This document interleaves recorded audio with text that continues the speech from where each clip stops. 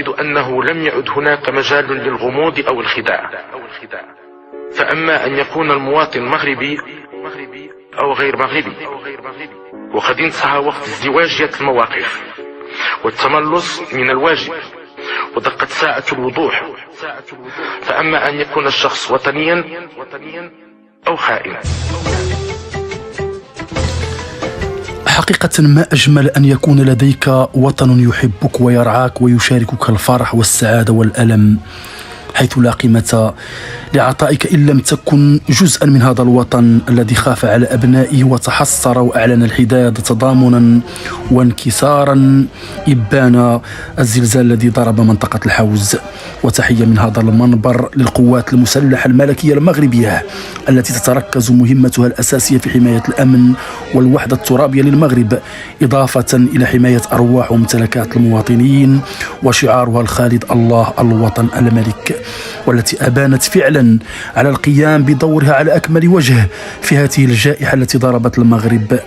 وصدق الحجاج بن يوسف الثقفي حين قال عن المغاربة في وصيته لطارق بن عمر مصنفا شعوب بلاد الإسلام أنهم خير أجناد الأرض.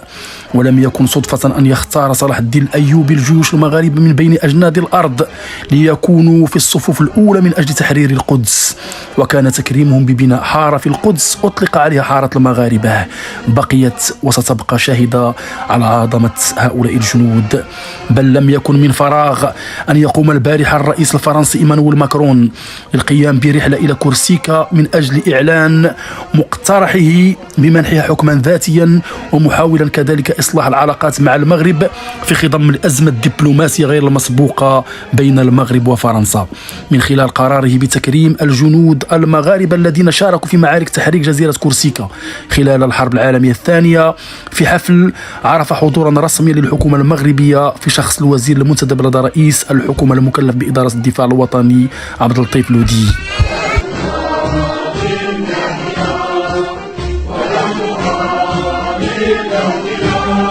هذا المستشفى الميداني أقيم خصيصا لضحايا زلزال الحوز. حنا كنستقبلوا كل الحالات، حالات المستعجله، حالات اللي هي تعرض لإصابات بالغه. اذا حنا متخصصين بالكونسلطاسيون، الاستشاره الطبيه. الحالات اللي هي ماشي مستعجله كنشوفوا واش خاصها شي دواء، خصوصا ان الناس طاحت لهم ربط لهم الدار على فلوسهم، على الادويه ديالهم. دونك اللي خصو شي دواء كنعطيوه له. كاين دابا خصوصا مع كتكون شويه النظافه كتكون قليله، راك عارف دابا الخيام وهذا، كنشوفوا لي زانفيكسيون اورينير،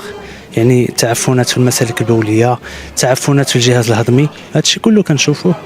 الادويه الحمد لله كاينه، وكاين الاطر الطبيه بوفره الحمد لله. ولا أحد ينكر أنه منذ الساعات الأولى عقب الزلزال المدمر الذي تسبب في وفاة حوالي 3000 مواطن مغربي وتضرر أكثر من 2900 دوار، سارعت القوات المسلحة الملكية التي تضم عدة فروع تشمل الجيش والقوات الجوية والبحرية والدرك الملكي، إضافة إلى الحرس الملكي والوقاية المدنية، إلى تعبئة كل مواردها البشرية واللوجستية من أجل تقديم المساعدات العاجلة والضرورية للساكنة المتضررة من جراء هذه الفاجعة الأليمة. في هذا الصدد سلط تقرير لموقع ديفينسا الإسباني المتخصص في الشؤون العسكرية الضوء على التدخلات الجوية للقوات المسلحة الملكية التي حشدت قدراتها اللوجستية على قرار المروحيات والطائرات بدون طيار للوصول إلى المناطق المتضررة ذات الطبيعة الجبلية، وهو ما مكنها من تحقيق الاستجابة السريعة في المناطق المعنية. وقد أشار المصدر عينه إلى أن الجيش المغربي استخدم أكثر من 20 طائرة مروحية في الساعات الأولى من هذه الكارثة الطبيعية، إضافة إلى أنواع مختلفة من الطائرات المسيرة التي كان قد حصل عليها المغرب في وقت سابق من موردين مختلفين، لافتا إلى أن غالبية المروحيات المستخدمة في عملية الإنقاذ ونقل المساعدات للمتضررين هي من طراز CH-A7D شينوك التي نتجتها شركة بوينغ، بالإضافة إلى مروحية النقل المتوسطة من طراز SA أو SA-33OL بيما التابعتين للقوات الجوية المغربية.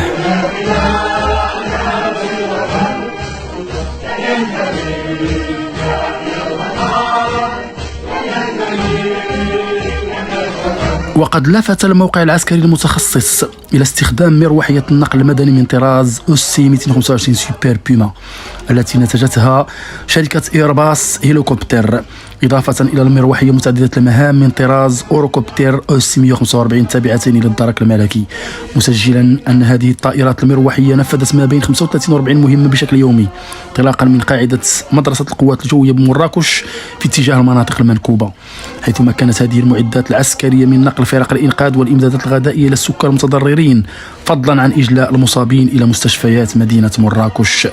وبالإضافة إلى استخدام الطائرات المروحية، سجل المصدر عينه الاستعانة بالطائرات المسيرة التي تضمها ترسانة الجيش المغربي في عملية البحث عن الناجين وتحديد المناطق المتضررة والمحجوبة بسبب الانزلاقات الصخرية التي نجم عنها انقطاع بعض المسالك والطرقات، مشيرا في هذا الصدد إلى استخدام الطائرة التركية المسيرة من طراز بايراكتر تيبي 2 التي لعبت دورا مهما في عملية البحث وإنقاذ 5 أشخاص من مربي الأغنام علقوا في إحدى المناطق لقرابة 72 ساعة. فرح كثيرا بتواجدي في هذه المنطقة الحدودية اللي من خلالها كنجدد الشكر ديالي للقوات المسلحة الملكية ديالنا، وكنجدد الشكر ديالي للناس اللي ساهرين على الأمن والناس اللي عايشين في المناطق الحدودية بالشموخ وبراس مرفوعة، ولا شيء يعلو فوق مصلحة الوطن.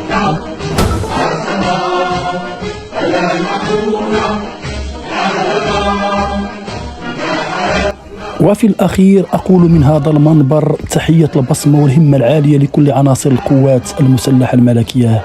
وأقول لكل متابع في هذه القناة خاصة من المغرب: ارفع رأسك فأنت مغربي، واعلم أن الجلل قدر الله ما فر منه، فالشمس لا تشرق في منتصف الليل ولكن في قمة اليأس قد ينبت الأمل، فما يؤلمك اليوم قد يكون سببا لقوتك غدا، وسيعوضك الله عن كل ألم وتنسى ما أبكاك، والأكيد أن الوقت لا يتوقف عندما تتعطل الساعة، ولله العوض أو عفوا ولله العوض على ما أعطى وما وهب، ولا حول ولا قوة إلا بالله العلي العظيم، والسلام عليكم ورحمة الله تعالى وبركاته. نؤكد أنه لم يعد هناك مجال للغموض أو الخداع، فأما أن يكون المواطن مغربي أو غير مغربي، وقد انتهى وقت ازدواجية المواقف